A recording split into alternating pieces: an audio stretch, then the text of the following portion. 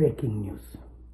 Visakhapatnam steel ప్లాంట్లో 8 మంది మసైపోవడం, 6 చికిత్స పొందడం, వారి కుటుంబాల కష్టాలు కన్నీరు చూసి దేవుణ్ణి ప్రార్థిస్తున్నాను. అసలు ఏ విధంగా దేవుడు వారికి ఆత్మ శాంతి కలిగించాలని మాటల్లో సరిపోదు. అందరూ ఈ కుటుంబాల కొరకు ప్రార్థించండి.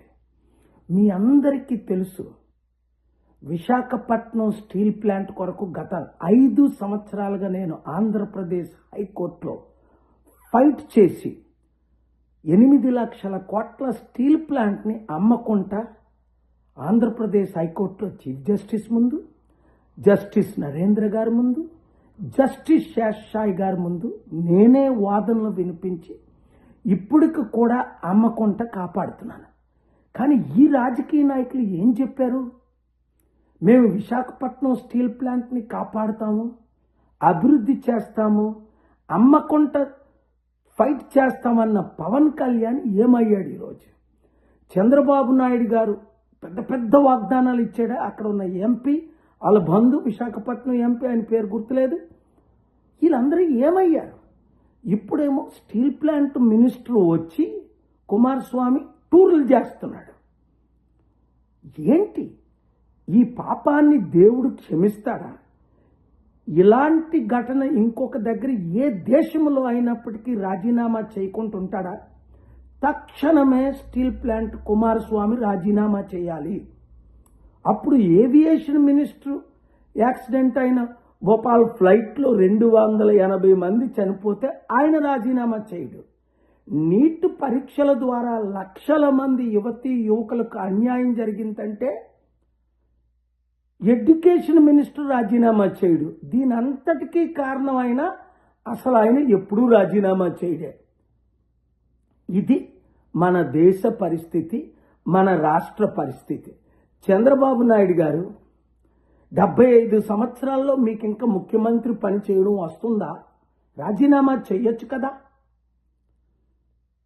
ఎందుకంటే రాష్ట్రాన్ని కాపాడలేని మీరు, ప్రజల్ని కాపాడలేని మీరు, ఇచ్చిన వాగ్దానాలు నెరవేర్చలేని మీరు, ఎవరైనా 6 వాగ్దానాల గురించి మాట్లాడితే నాలుగుకొస్తానంటారు.